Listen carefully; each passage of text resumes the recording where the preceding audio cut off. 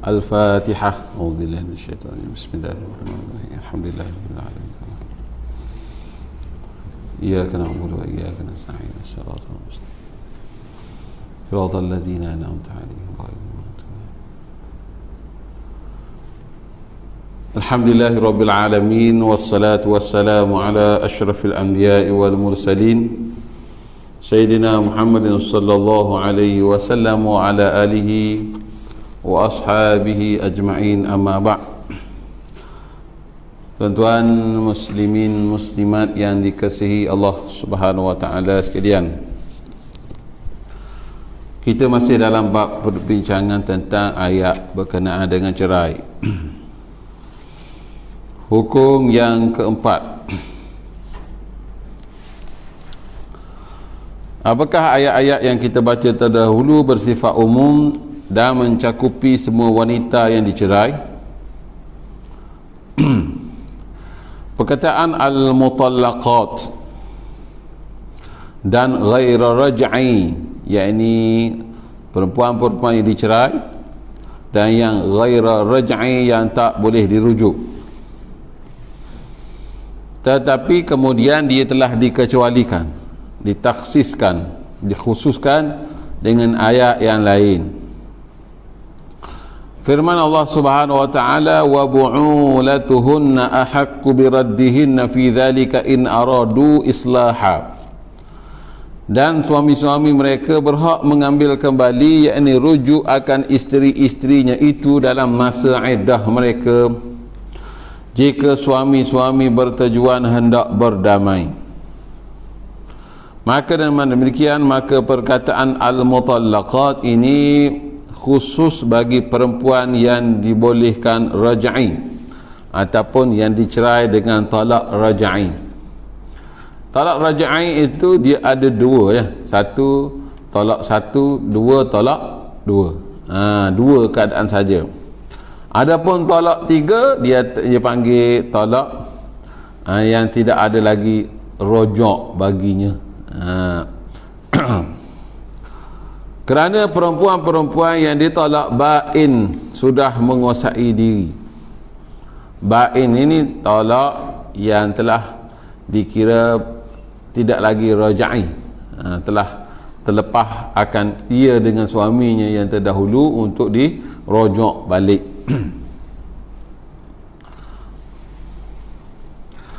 Ibn Katsir mengatakan ayat ini untuk perempuan-perempuan yang ditolak raj'i. Adapun perempuan yang ditolak bain, ia tidak termasuk dalam konteks ayat tersebut. Jadi tolak bain berlaku dengan dibatasi dengan perkataan tolak tiga, ataupun tiga kali berlakunya cerai, berulang kali sehingga kali yang ketiga tolak bain. Adapun konteks diturunkan ayat ini berkenaan dengan seorang suami yang masih berhak untuk kembali kepada isterinya, yakni isterinya yang cerai satu dan dua, meskipun isteri itu sudah ditolak 100 kali. Macam mana pula tu? Yakni setelah dibuat batasan sampai 3 kali, maka orang hanya berhak melakukan talak bain dan talak ghair raj'i. Maksudnya boleh jadi perempuan itu telah mengalami pernikahan yang terlalu banyak kali. Kerana kita ketahui ada perkahwinan yang tak kekal, kahwin kemudian cerah, kahwin cerah. Cumanya dalam masyarakat kita tidak ada manusia jenis gitulah. Melainkan yang jenis ambil kesempatan pada orang lelaki. Dia kahwin dengan lakinya, seduk habis harta, lepas tu dia cerah, minta cerah ke buat masalah, kemudian laki lain pula pergi berpindah randah dan sebagainya. Walaupun dia cerah 100 kali sekalipun, maknanya berulang-ulang kali dengan lelaki yang lain lah maksudnya. Yang keseluruhnya, bagaimana hukum tolak raj'i, tolak yang boleh rujuk balik? Dalam keadaan talak raj'i, seorang suami masih berhak kembali kepada isterinya. Nampak ayat tu? Ayat kita kata suami boleh kembali pada isterinya. Dia tak kata isteri masih boleh kembali pada suami. Supaya nak beri peringatan pada suami, sebab awak lah yang menceraikan dia. Jadi awaklah yang kena kembali kepada isteri. Namun kita kena ingat, talak raj'i ni dia masih berlaku di rumahnya lagi isteri dia tu. Sehinggalah ambil iddah. Budaya masyarakat kita bila bercerai pergi mahkamah, tak ada dah cang duduk di rumah tu, kira nak belah dua. Hak belah dua tu satu bak, hak hambak bak yang lain pula, jahil belaka. Dia kena duduk rumah tu walaupun dia nak cerai lagi, dia masih, kita kata macam mana ustaz, cerai dah, saya cerai dah bini dah berapa bulan dah, dah habis dah lagi, dah bini awak saya suruh balik tu tak betul. Dan isteri itu masih berhak duduk di rumah dan mendapatkan nafkah dalam tempoh dia habis dah tu, duduk di rumah, kerana dia masih boleh kembali kepada suami dia, ataupun suami tadi rujuk akan cerainya. Dia kata tanpa berlakunya akad baru, tak perlu dia maknanya kena jumpa ayah dia dan sebagainya nak nikah balik, dan tanpa perlu mahar, tak perlu mahar, dan juga ni kena faham ni, tanpa persetujuan isterinya. Masyarakat kita jangan nak tanya dia setuju ke tak, kan stand gitu kan, dia bercerai kan, dia ada tempoh iddah dia kan, dia walaupun kita kata orang puan ni balik rumah mak dia lah, biasanya berlaku gitu, balik. Jadi lelaki ni pening. Pening lalak nak tanya siapa, bini aku cerai dah, aku cerai dah, dia macam mana, nak rujuk kena tanya dia pula lah, dia nak balik ke tak aku. Tidak ada satu syarat agama mengatakan isteri kena bersetuju. Faham tu? Dah kalau tidak setuju tak ke mana, kan pergi ke mahkamah, dah mu rasa tak setuju, tanya balik, nak ke dia balik tak, rasa macam nak. Sayang tak, rasa macam sayang.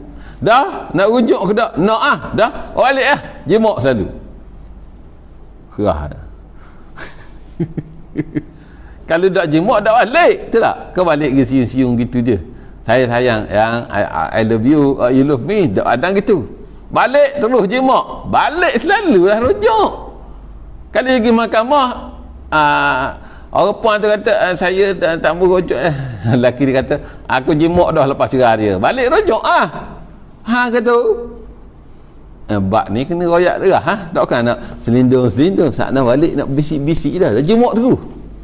Bini dia nak lagi mana, dalam rumah yang sama kan, tu dah kalau mak tok duduk rumah tok tua kena adjust sikit. Tanya adik dia, mak dia rumah adjust sikit makan luar. Ngejah abah. Ngejah tu sebab kita nak balik dia kan, ketambah dah sayang tak, dah nikah sampai umur 60 boleh ada cerai. Masya Allah, ada saya dengar cerita, Allah tua dah lah, tua baka. Cerai apa lagi. Kalau berlaku cerai yang gitulah, saya kata cara nak balik ialah dengan begitulah. Kerana tak perlu persetujuan isteri untuk dia rujuk balik. Pergi tanya telefon, tak jawab. Telefon adik dia dari balik rumah tak tua dia, adik kakak ada rumah, ada ramai tak, dia duduk seorang aja. Lain clear. Kapok adik waktu bik mak, waktu bik ayah pergi belanja lah, radik fried chicken ke ada benda apa di Sarah ke, belanja mahal sikit, abang masuk duit ni. Lama sikit 2-3 jam. Ustaz ajar betul dah ni, betul tu. Kalau tidak dia padang gitu, dia balik rumah, dia cerita ke mak dia, cerita ke ayah dia nambah, tak usah balik lelaki mu benda. Memang orang tua akan menambah, betul tak? Dia tak tahu keadaan sebenar, boleh jadi masa tu perceraian berlaku kerana nak marah, betul tak? Terlalu dia dah kalau nak bawa sangat cerai saya. Ya secara rupa gitu, cerai. Dia mulut dia sebut bunyi sama, kalau gitu cerai saya. Kita bawa test terlalu. Allah salah. Tak ada terik balik dah, jatuh rasa tak ada masalah, jatuh baru tak ada masalah, nyesal lah. Jangan sebutlah cerai-cerai lepas ni. Kalau dia kata minta cerai balah ni normal, tak ada suami isteri yang tak baloh walaupun jutawan pun. Kira senang lah ke dah, balas juga selain ada juga benda nak balas, boleh jadi benda tu jadi hak sikit jadi banyak. Kita kata tanpa persetujuan isteri tak perlu. Saya ajar dah ni. Kita ajar, bukan saya ajar, saya royak.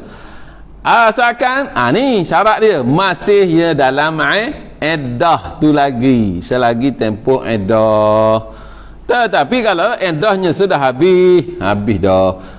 Sedangkan si lelaki tidak merujuk, suami dia tadi tak merujuknya, maka perempuan itu telah bebas.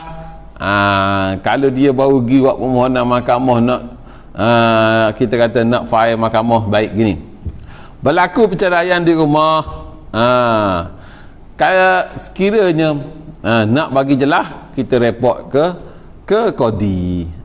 Bila report kodi hanya tulis si A Mamat dengan Minah bercerai talak 1 dan ditulis rekod dalam tu.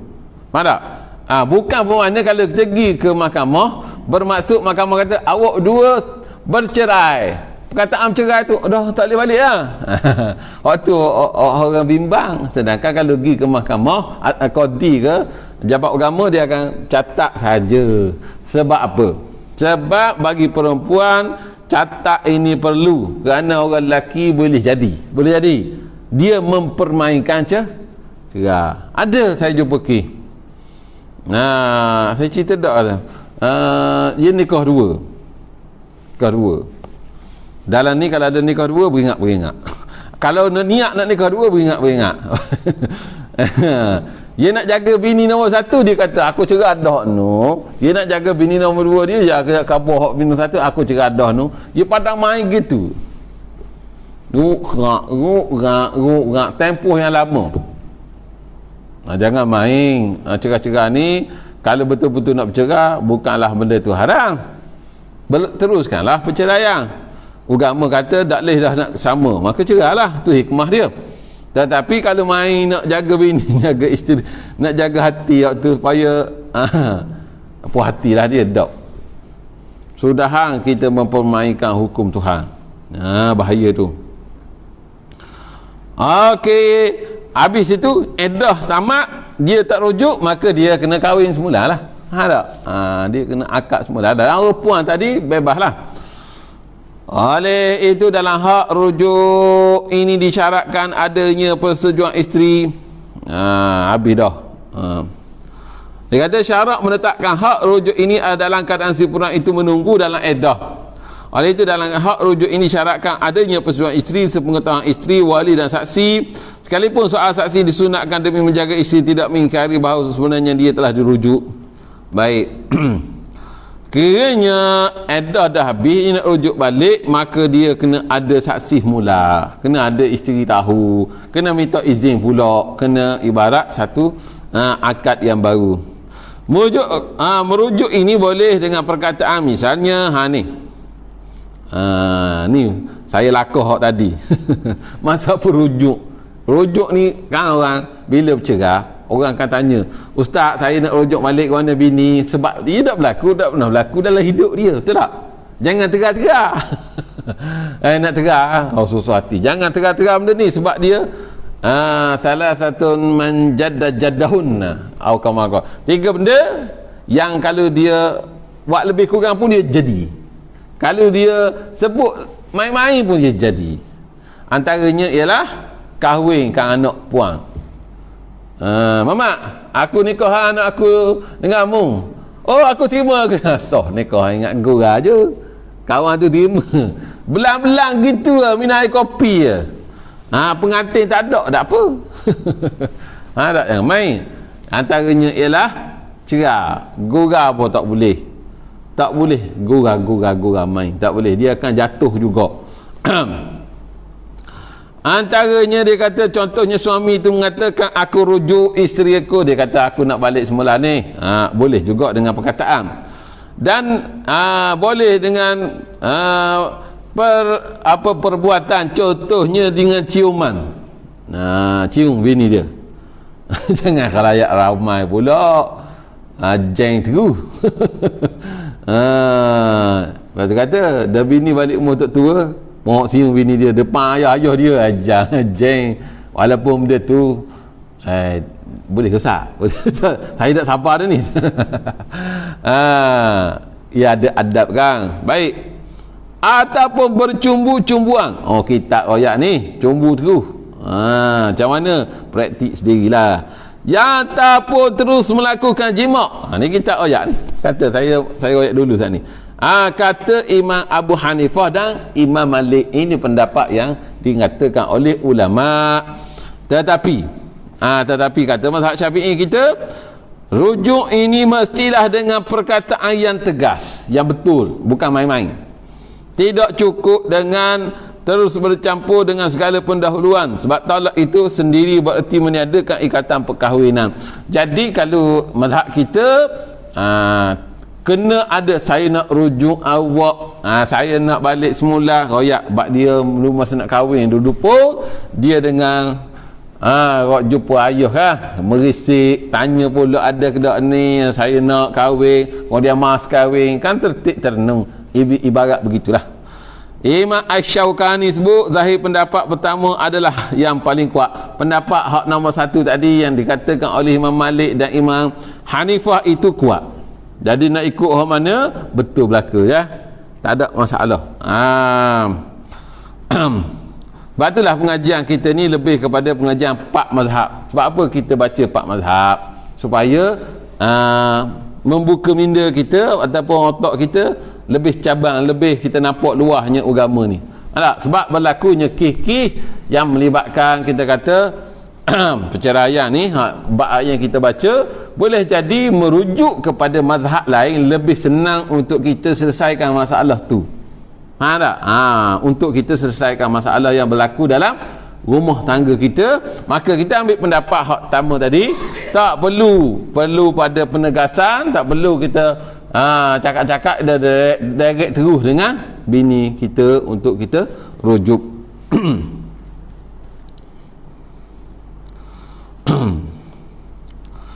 Kerana iddah itu adalah masa untuk dia menimbang balik, yakni memilih, sedangkan memilih ini boleh dengan perkataan dan boleh dengan perbuatan. Maksud apa iddah? Salah satu maknanya ialah untuk dia pilih balik nak kekal dengan perkahwinan itu ataupun dia nak teruskan perceraian. Kalau tengok dalam statistik negeri Terengganu, perceraian dia ada sikit menurun lah, tapi setahun lebih kurang 2,000 lebih lah, 2,000 ke 3,000 orang bercerai. Jadi ramai orang kahwin lagi lah daripada cerai. Jangan kata orang cerai lebih ramai daripada kahwin, orang kahwin lagi ramai. Tapi hak cerai 2,000 tu baik, kita kata bagus ke tak? Kalau kita buat kajian balik, ini sebut dalam Dewan Undangan Negeri Terengganu ni, salah satu daripada faktor perceraian ialah kerana masalah seksual. Faham tak? Tok lelaki dak rok cetong lah. Dak lah tok lelaki dak rok cetong pula. Jadi boleh jadi maka diminta oleh isteri itu sendiri nak cerai. Dia pergi mahkamah, saya nak cerai, mana dak rok cetong ni barang dia. Jangan terbang bos. Barang jelas ni. Sebab tu kalau suami dak rok, ia wajib berubat. Jangan dia bisik pagi-pagi bang, yang ayang terima ya kekurangan abang, pagi-pagi dia training dah bini dia gitu. Tengah hari yang terima ya kelemahan saya, 10 tahun bahasa gitu, tak apa sekali lelaki awak. Oi, dah sedar ke berubat tak boleh orang puan ni. Kita kata dia boleh sabar. Memang ada yang jenis sabar dan ada hak tak jenis sabar. Jangan saya kata ke muslimat kita ke sama je. Orang lelaki ada ke hak sabar tak? Puan pun gitu. Jadi nafkah zahir dan nafkah batin. Faham tu? Jadi nafkah ini memang dua tu. Kalau kita kata nafkah zahir dia, rumah, saya beli rumah dah bapak, saya beli BMW baru, itu tak memuaskan batin dia, betul tak? Lalu dia ngukit, hak gitu pun dia, saya beli belakang ya, tapi ikatan perkahwinan itu ada juga tuntutan nafkah batin. Faham tak?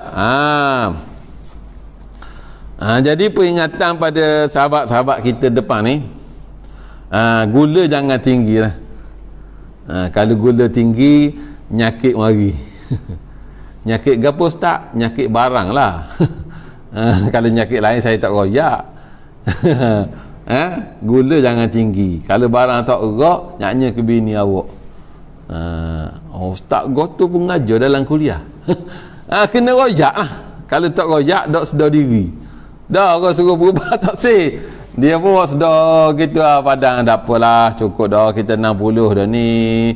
Bagi-bagi beroyak gitu, petang-petang beroyak ke bini dia, dah kita kau tua dah ni, dah penting dah benda tu. Jangan. Itu adalah suatu keperluan perkahwinan. Kalau ada masalah, pergi berubat. Doktor ramai kan? Saya salah satu doktor tersebut. Suka pula. Saya ni jumpa macam-macam orang. Kalau saya kata 40,000 orang lah saya berubat, mungkin awak kata, ya kau ustaz ramai tu. Ramai dah. Sejak 2008 ke saya berubat. Tak 2008 ni 2020 12 tahun dah. Macam-macam hak barang tak naik ni dia tak royak. Dia bekal. Ustaz saya nak bekal. Kerek sikit boleh tak? Dah beres. Kerek sikit banyak sikit pita aku. Okey. Tapi bila bekal banyak kali, baru dia royak masalah dia tu. Tak benar nak royak-royak ni, malu ni. Padahal kita tutup bilik dah, tak sebut nama dia pun. Dah, kita tak tulis pun dalam Facebook mamak ni macam ni. Barang tak royak, tak royak. Kita tutup buku. Tapi cimani barang tak royak, dia kata lepas bekal 5-6 kali barang naik Ustaz. Saya tak malu cakap kau ni nak royak, hakikatnya gitu. Dan saya kata kita apa dah royak awal-awal. Malu. Mujur dia mari kerap sampai 5-6 kali ulang, alhamdulillah molek semula. Boleh beki. Tapi kena tanya balik dah, ustaz bekal mana kalau barang tak royak. Nyepah agak lain pula set ni. Tu. Tantanlah benda gitu, kita royak datang surah ni atas masjid sebab orang masjid, orang surah kena gagah. Membahagikan isteri, bukan cakap bahagia isteri yang makan sedap je. Kok lain pun samalah. Barulah senyum pagi, senyum petang, senyum. Dia kira lah umur 60, 70 pun. Kau tua, kau gagah. Masya Allah. Tu tak? Tak apa pun nak jawab. Muka tutup lah ke. Jangan malu. Benda gini, kalau ada masalah, direct saya. Jangan angkat tangan pula. Ambu dah ogok ni.